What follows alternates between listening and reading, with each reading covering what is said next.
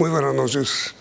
El doctor Carlos Fernando Galán, quien es favorito en las encuestas para ganar la alcaldía de Bogotá en las elecciones del próximo 29 de octubre, enfrenta hoy un problema provocado por una demanda que presentaron contra él, acusándolo de inhabilidad. ¿Cómo es el asunto de la demanda, doctor Galán? Es nuestro invitado esta noche. Bueno, Yamil, muy buenas noches. Muchas gracias por invitarme y por darme la oportunidad también de explicar por qué nosotros estamos tranquilos en el sentido de que no consideramos que haya ninguna inhabilidad. Básicamente lo que argumentó el demandante es que yo no podía renunciar al consejo. Yo estaba obligado a terminar mi periodo como concejal y que supuestamente al haber renunciado, eso me genera la imposibilidad de aspirar a la alcaldía. Eso no existe ninguna norma en nuestro país que establezca eso. Las inhabilidades son claras y explícitas en la norma. Para uno estar inhabilitado para aspirar a un cargo como alcalde, tendría que haber ocupado un cargo público en la ciudad el año anterior, haber firmado un contrato, tener otro tipo de inhabilidades que tengan que ver eventualmente con sanciones. Eso no cabe la demanda en ninguna de las inhabilidades. Entonces, nosotros estamos tranquilos, nuestro abogado presentó los argumentos ante el Consejo Electoral y esperamos que fallen muy pronto en derecho. Pero si el asunto es tan claro, doctor Galán, ¿por qué el Consejo Nacional Electoral aceptó estudiar la demanda?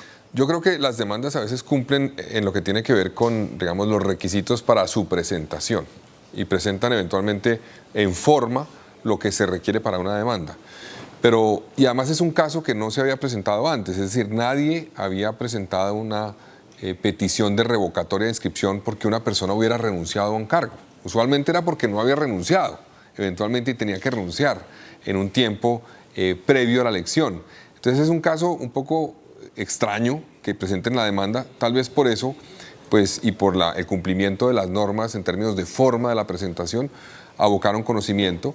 Pero tengo la tranquilidad de que los argumentos nuestros son clarísimos y la ley es clarísima.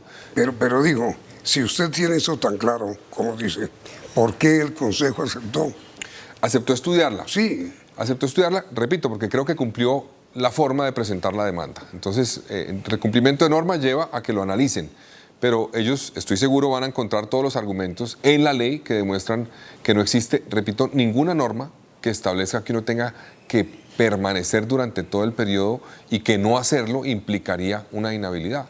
Eso tiene que ver, Yamil, yo creo, tal vez, la demanda con precisamente lo que usted dijo al principio de la entrevista, es que vamos muy bien en las encuestas, nos está apoyando una mayoría, estamos creciendo, falta obviamente todavía más de 5 semanas, pero pues hoy día buscan todo tipo de artimañas para tratar de minar una candidatura que va bien.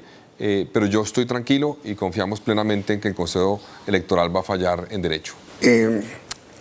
Las elecciones para alcalde de Bogotá este año, doctor Galán, son especialmente diferentes porque hay segunda vuelta. ¿Cómo es eso? Bueno, a raíz de una reforma constitucional se estableció que para ser elegido alcalde de Bogotá se requiere en primera vuelta lograr el 40% de la votación y 10 puntos de ventaja sobre el segundo. Si no se cumplen esas dos cosas, hay segunda vuelta. Entonces es muy probable que va a haber segunda vuelta, esa ocurriría el 19 de noviembre, 3 semanas después. Entonces es un cambio que tiene que ver, Yamit, con el hecho de que en Bogotá se han elegido alcaldes con una minoría. Ha habido muchos alcaldes que han ganado la elección con 30, 32% y en cierta forma más del 60% del electorado votó por otro candidato. Entonces eso debilita en cierta forma el mandato de los alcaldes, ha dificultado la labor de los alcaldes, ha polarizado la ciudad y ha hecho que alcaldes que les dedicaron a polarizar en cierta forma, a marcar una diferencia muy profunda, pero llegaran con una minoría. La segunda vuelta va a cambiar eso. Obliga a que uno construya una mayoría y eso pasa también no solamente en términos electorales per se, sino en la forma como uno presenta también la candidatura. Yo desde hace 4 años, cuando estuve muy cerca de llegar, con más de 1 millón de votos, demostré que esta ciudad se puede emocionar y entusiasmar con una propuesta que le diga la verdad, que una, que no divida, que no se dedique a atacar a los demás, sino que sepa reconocer en los demás aciertos en los demás alcaldes que ha tenido Bogotá, inclusive en los contrincantes en una elección. Entonces, esta dinámica de la segunda vuelta está cambiando, sin lugar a dudas, el debate político en Bogotá. ¿Hasta dónde, doctor Galán, su candidatura tiene fuerza? Está liderando las encuestas como consecuencia de su apellido, más que todo. Pues Yamil, yo creo que yo soy consciente de que tener el apellido Galán en mi vida me ha abierto puertas. Negarlo sería absurdo, me ha abierto puertas. También ha implicado que me han medido con una vara más alta, me han exigido mucho más. Y soy consciente, Yamil, que la gente está esperando, no que yo les diga que soy el hijo de un líder que fue asesinado, sino qué represento yo, qué voy a hacer por Bogotá, cuál ha sido mi carrera política, qué he demostrado yo como concejal de Bogotá, como presidente del Consejo, como senador, en el ejercicio también de la Secretaría de Transparencia de la Presidencia, y que eso sea lo que el ciudadano tome en cuenta para tomar su decisión. Para mí, Luis Carlos Galán es un referente y siempre lo será, pero la gente está esperando yo qué represento, qué le propongo, y eso es lo que creo que está haciendo que nos acompañen. A ver, hagamos una especie de examen, si usted lo permite, doctor Galán, a sus propuestas. Primero, ¿se va a mantener el pico y placa? El pico y placa no se puede cambiar o eliminar en el corto plazo, porque tenemos una crisis de movilidad, muchas obras en curso, y eliminarlo colapsaría aún más la ciudad a la que la tenemos colapsada en este momento. Lo que podemos buscar es modificar el horario con modelos técnicos que permitan hacerlo más eficiente, pero el pico y placa por ahora hay que mantenerlo. ¿Cómo es el modelo en el que está usted pensando? No, el modelo que vamos a analizar técnicamente es eventualmente en cambiar los horarios, contemplar que sea en hora pico, por ejemplo, solamente, y no durante todo el día. Pero es un tema que, repito, no debe hacerse, digamos, al vaivén de un criterio político de una campaña, sino con un criterio técnico, con expertos que hacen el análisis con modelos de movilidad y evalúan el impacto en la movilidad y en el comercio. Eliminar el pico y placa todo el día. Que no sea todo el día es una opción, sino que sea solamente en hora pico, como era originalmente. ¿Y eso no complica más las cosas? Depende, es que el horario de todo el día está afectando particularmente a algunos sectores. Hay comercios, mire, estuve hace unas semanas en el Gran San, en el Madrugón, un miércoles, a las 5:30 de la mañana. Eso hace unos años era a reventar a esa hora. Ahorita es como entrar a un centro comercial a las 10 de la mañana, no hay nadie. Y en parte, no solamente es por la crisis económica que estamos viviendo hoy, sino también es por cuenta del pico y placa. Es solo un ejemplo de cómo el pico y placa afecta al comercio y afecta al desarrollo de ciertas actividades. Entonces, repito, no he tomado la decisión porque la vamos a tomar con modelos que vamos a hacer en la Secretaría de Movilidad, pero vamos a buscar cuál es el más eficiente para mejorar la movilidad, para que no tengamos una afectación tan grave en el comercio en Bogotá. Pero con todo respeto, doctor Galán, ¿eso no debería usted tener ya claro si faltan unas elecciones? Yo lo que creo, Yamide, es que uno tiene que decirle a la gente la verdad. Y la verdad es, no podemos eliminar el pico y placa. Eliminarlo es un error. Eso no va a pasar. Vienen muchas más obras, no va a pasar. Estoy dispuesto, con análisis técnico, a revisar el horario, repito, pero no a eliminarlo. Yo lo mantengo porque se requiere. Pero el pico y placa todo el día no va más. Eso lo repito, Yamid, es una posibilidad dependerá de criterio técnico. Pero no tendría usted ya, digamos, la obligación de tener eso claro. Es que yo creo que eso es una decisión técnica, no es política. No importa. Entonces yo lo que le prometo a los ciudadanos es que tomaré decisiones con sustento técnico. Pero digo, todo el día porque es que hay gente, Yamid, que quiere y propone eliminarlo, acabarlo. Sí, pero yo pregunto eso es un error. Su opinión, con todo respeto. No, mi opinión es que se debe mantener por lo menos en horas pico. En horas pico. Y que lo hará si es elegido alcalde. Exactamente. Ah, ok. Muy bien. Eso tendrá que tener un sustento técnico y así lo vamos a hacer. No, muy bien. Segundo, doctor Galán, el señor ministro del Transporte propuso recientemente un cambio en el sistema de Transmilenio, que sea gratis para todo el mundo, a cambio de un impuesto general sobre el consumo de energía. Sí. O mejor dicho, que llegaría el Transmilenio en el consumo de energía. ¿A usted qué le parece? Yamid, eso tiene que ver con una fórmula que se llama tarifa cero. Es decir, no cobrar cuando la persona se sube al sistema de transporte. Exacto. Entonces, primero que hay que decir a la gente es que no es gratis, es decir, nada es gratis, no hay nada gratis. La operación del sistema va a costar y el costo se cubre con recursos que vienen o de la tarifa que se paga o que se busquen por otra alternativa como la tarifa de energía. Entonces, eso es lo primero. El cuento que nos han tratado de vender el presidente de que eso sería una gratuidad no es cierto, es cobrándolo por otro lado.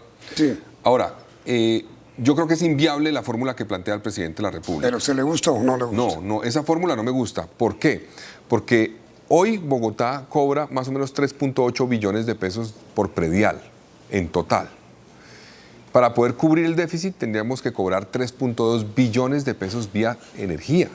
Entonces, en la práctica es decirle a la gente, vamos a duplicar el predial en Bogotá, prácticamente, para poder pagar la operación del sistema de transporte. Eso es inviable, eso no se puede hacer.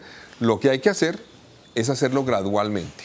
Entonces, primero le vamos a pedir al Gobierno Nacional plata con el Plan de Desarrollo Nacional que incluye para una tarifa diferencial para estudiantes.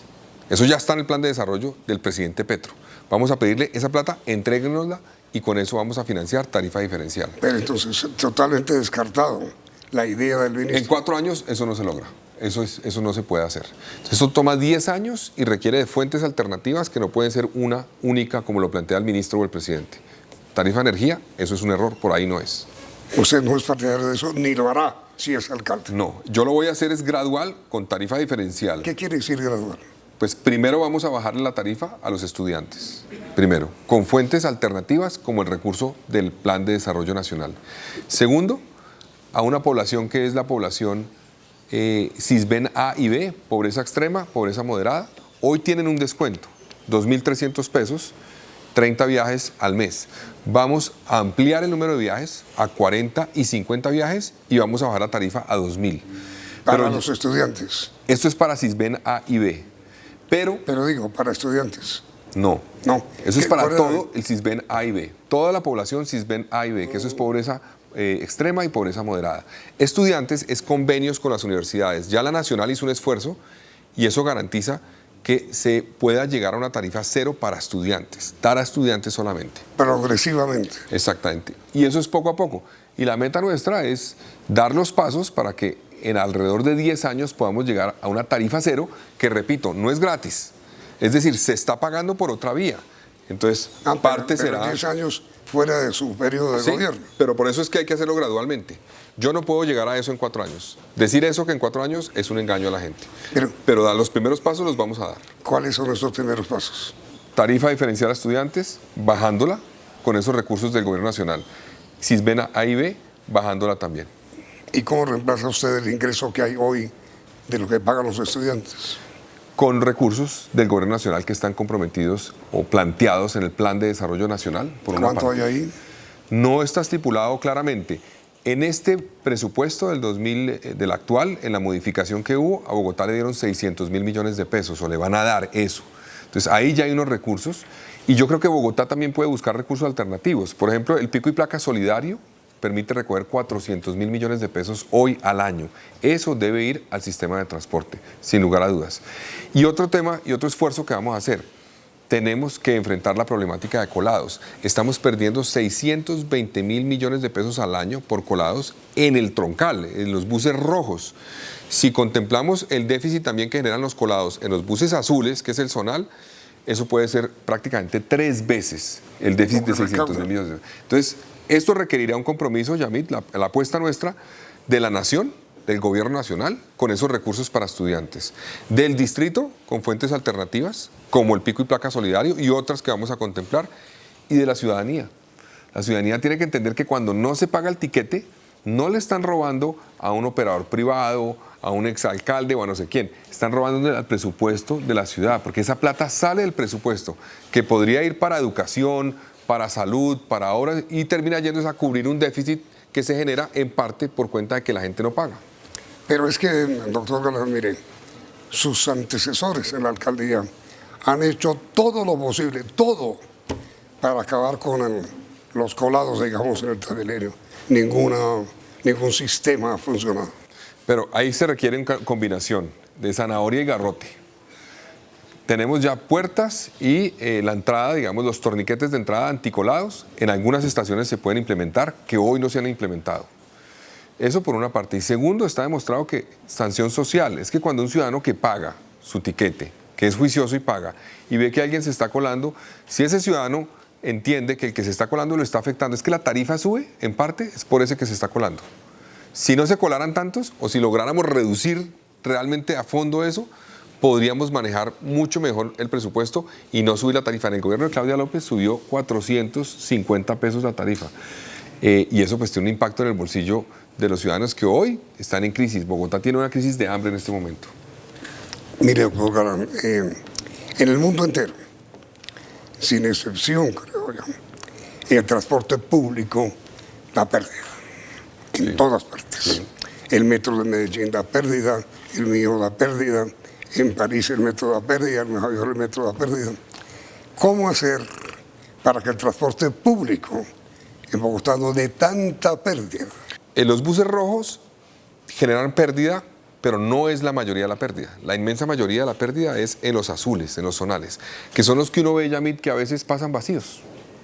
Operan y pasan vacíos. Las rutas no fueron bien diseñadas. Fueron mal diseñadas, no se conectan con el resto del sistema bien. Eso fue hecho en el gobierno de Samuel Moreno, hay que decirlo. Eso no va a cambiar. Ya sabemos que hay un estudio que busca redireccionar esas rutas y conectarlas mejor con el sistema Transmilenio.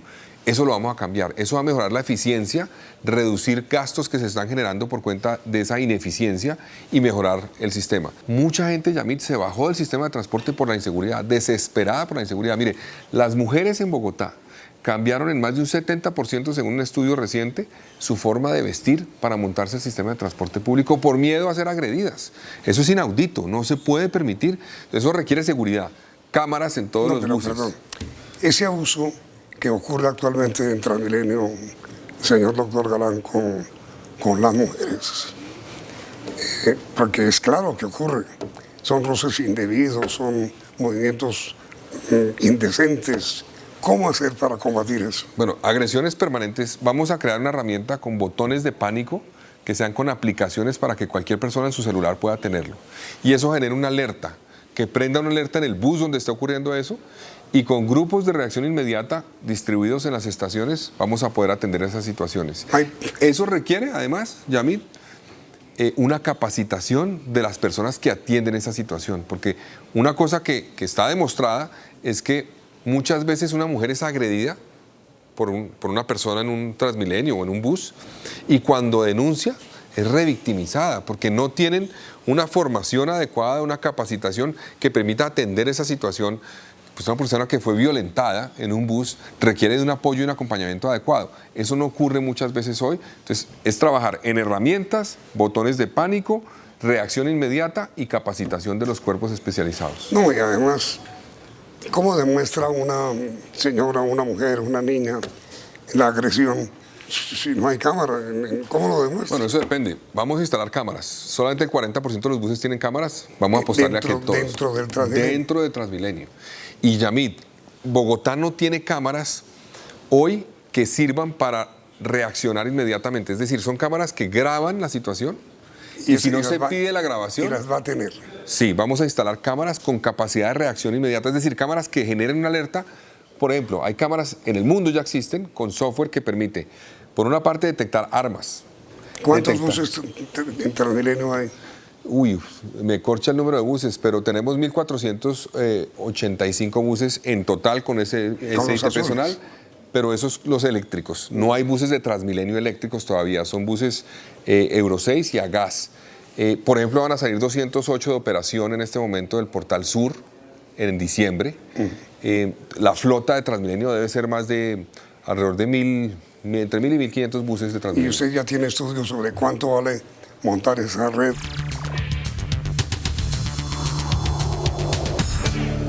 ¿Cuánto vale, doctor Galán, montar esa red? Yamit, el problema no es tanto las cámaras, porque los buses nuevos que entraron en operación a raíz del cambio de flota que ha hecho Peñalosa y Claudia tienen cámaras. Los anteriores no, pero los nuevos tienen cámaras. Y lo importante en el fondo no es solamente la cámara, sino el software. El software que permita detectar una agresión, detectar un arma, recoger eventualmente el sonido que implica pues un llamado de pánico o de alerta de una persona en el bus. Entonces la clave es trabajar más en el software, no se requiere tanto, digamos, las cámaras que ya están, sino es utilizar mejor. Hoy las cámaras de Transmilenio graban una situación, pero no hay nadie mirándolas. Es decir, eso simplemente sirve para guardar eso y si alguien renuncia a un delito, llaman a Transmilenio y le piden la imagen. Y si se hace después de 10 días, ya está borrado. Increíble eso. Entonces, es un tema de software y de identificar con ese software la capacidad de reaccionar inmediatamente. No hay derecho a eso. Pero es increíble que Bogotá no tenga, por ejemplo, cámaras que detecten placas. Medellín tiene eso. Usted pone en el sistema de Medellín la placa de un carro que acaba de cometer un delito, una persona que se montó en el carro, y el sistema de cámaras le dice dónde está el carro casi que en tiempo real. Acaba de pasar por esta vía. Bogotá no tiene eso. Es increíble que con un presupuesto de 514 mil millones de pesos este año en seguridad no tengamos esa herramienta. La vamos a tener. A ver, ¿cuál es el mayor problema que tiene hoy Bogotá, doctor Galán? El más urgente y el que nos piden en todas las localidades es el tema de seguridad. Inseguridad. Sí, la gente está desesperada por la problemática de seguridad, todas las localidades de Bogotá. Y hay que decir que eso es un problema que no se resuelve de la noche a la mañana, pero sí se puede lograr un impacto rápido en la seguridad de Bogotá. Uno es porque, Yamit, hablábamos hace un rato, en Bogotá están operando grandes bandas delincuenciales que se nutren del narcotráfico. El celular que se roban en Bogotá, o la bicicleta, o el vehículo que se roban, o la extorsión, todo es una cadena delincuencial que está conectada con grandes organizaciones. Colombia está nadando en narcotráfico en este momento. En el año 2000 se producían... ¿Colombia o Bogotá? Y Bogotá, las dos. En el año 2000 se producían 550 toneladas de cocaína, hoy 1.738. Y Bogotá es un centro de distribución por donde hay rutas que pasan y eso está afectando y esas rutas están controlando en cierta forma la operación criminal de todas esas bandas que se dedican al hurto callejero, a cualquier cosa. La extorsión, las cárceles son call centers de la extorsión. Y el gota a gota, que es algo que particularmente afecta, por ejemplo, a vendedores informales en Bogotá, que dependen del gota a gota porque nadie más les presta. Ese gota a gota se nutre de los recursos del narcotráfico.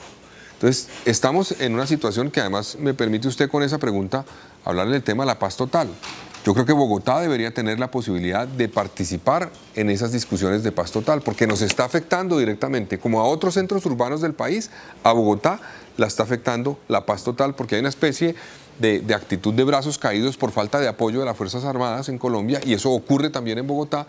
No hay apoyo adecuado y estamos en cierta forma en una actitud que permisiva con esas bandas delincuenciales. Pero sabe, doctor Galán, que el director de la policía dijo hace una semana de tiempo que eso no es verdad, que ni hay brazos caídos, ni la paz total ha provocado alguna actitud pasiva frente al delito. Yo entiendo lo que significa para el general, digamos, el cargo que tiene y las implicaciones, pero yo sí percibo en la policía que sienten falta de apoyo. La policía hay que exigirle, pero hay que respaldarla también, que sienta el apoyo político, que sienta que estamos ahí detrás para ayudarle. Y ese es un compromiso mío. Por ejemplo, para enfrentar esas bandas se requiere investigación criminal, inteligencia. Eso no lo hace la Secretaría de Seguridad, no lo hace la Alcaldía, lo hace la policía en llave con la Fiscalía. Nosotros vamos a apoyarlos, a darles las herramientas para que puedan hacerlo y de esa forma podamos cumplir la política de seguridad. Dicho de otra manera, doctor Galán, la paz total no funciona en Bogotá. No, está afectando a Bogotá el ejercicio de paz total y está implicando graves deterioros de la seguridad en las calles de Bogotá. Es decir, las diferencias de opinión entre la alcaldesa López y el presidente Petro, que han sido una de las características de los dos gobernantes, ¿va a continuar con usted? No, digamos, vamos a tener diferencias, sin lugar a dudas. Lo que pasa es que yo creo que hay que privilegiar espacios de diálogo institucional y yo le voy a apostar a eso. Institucionalmente manifestar nuestras diferencias con lo que se está haciendo y pidiendo cambios de la política. Yo entiendo la problemática que genera una pelea en Twitter, eso no tiene sentido. Los gobernantes tenemos unos canales en los que vamos a trabajar y a través de los cuales podemos transmitir nuestro pensamiento. No va a haber diferencias con el presidente. Sí va a haber, respetuosas y con argumentos vamos a tratar de convencerlo. ¿En qué sentido piensa usted o cuáles son los temas sobre los que les cree que va a haber diferencias. Bueno, Como el tiempo se nos agotó, grabemos ya, doctor Galán, para mañana nuestro segundo programa. muy bien. Usted es muy amable. Gracias, Yamil. Ya ustedes los invitamos a la segunda parte de esta entrevista mañana a esta hora. Muchas gracias por la sintonía y continúen aquí en Noticentro 1.